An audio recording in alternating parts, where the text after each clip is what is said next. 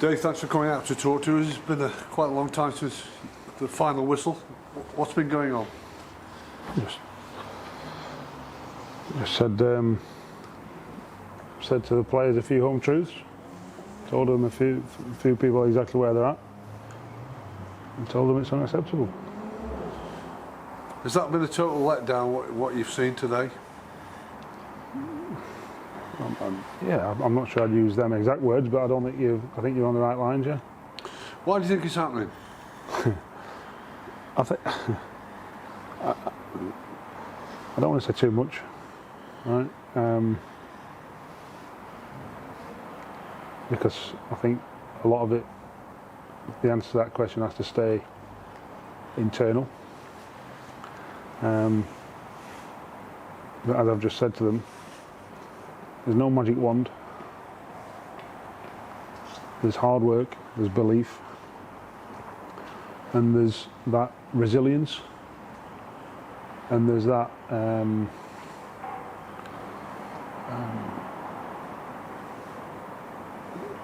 not acceptance, but there's that the minute there's an acceptance that'll do, and that's got to change.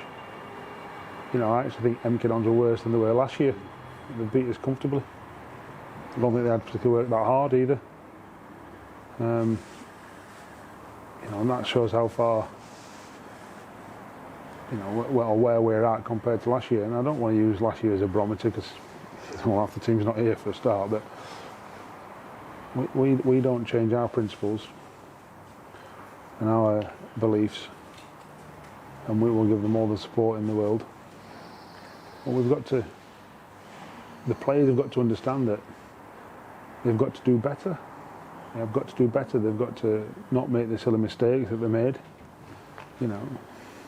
Is it a work ethic thing? Not particularly, although I'm sure that can improve.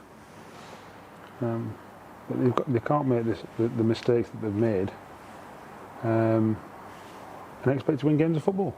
It's as simple as that. Now, I don't think that's because, obviously, they don't willfully make them mistakes, but they've got in their mind that that's what's going to happen. A sense of inevitability about it. I think that's the biggest load of cosworth I've ever heard. Because they believe that that's what is going to happen. No, that's not true. That's your own head telling you that. That's psychology, not football ability. And only the individual players with our support can change that, and we will support them and we will stick with them, obviously. But we need the players to understand that that's where they're at, and they've got to change their mindset to know that they're good players and they can survive in this league and they can do more than that. We've got whatever it was, 27 past goal at a championship club last weekend, whereas the first half, particularly, we couldn't string two passes together.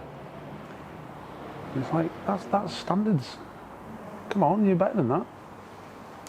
We get ourselves back in the game and shoot ourselves in the foot. Not once, but 3 times. With the penalty as well. So we can't. We won't accept that as staff, and I'm sure the players won't accept that. The supporters won't accept it either. And the supporters, no, of course not. They've got every right to be not very pleased with that performance, I have to say. Well, you can't turn the clock back. I know it's horrible feeling. It leaves everybody with a bitter taste, but you've got to try and get that resilience in straight away. It's a hard word when the teams just probably might be lacking a little bit in confidence here and there. Certain players draining from the results. Yeah, but then confidence is just how you think.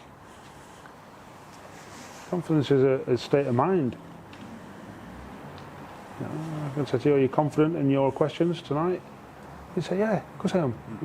Because nobody's told you that you're not confident and you don't think you're not confident. That's quite right. Well, nobody's told them they're bad players. Nobody's told them they're not confident. Come on. I appreciate it's not as simple as that and not as straightforward as that, but it's like, with our support and your belief, you've got to get to that point where you know that you're going to win games of football, and we will get there. But it's very difficult if your own mind is telling you something different, and that's not an acceptable way to lose a game of football. When you finished your training yesterday or on the Friday, you would have selected that team that you think was right for the game, no doubt about that. Then it didn't unfold. How do you go about it then? Do you try all sorts of different things and to just try and get it right? Yes and no. I think you can, sometimes tinkering is not good. Sometimes steadfast belief in 11 individuals isn't good. You've got to try and work it out, and that's my job, and that's what we've got to do. Toughest time that you've had since you've taken over?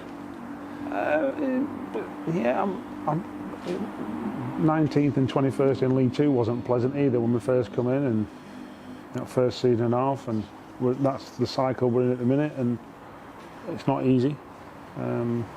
It's not all sweetness and light.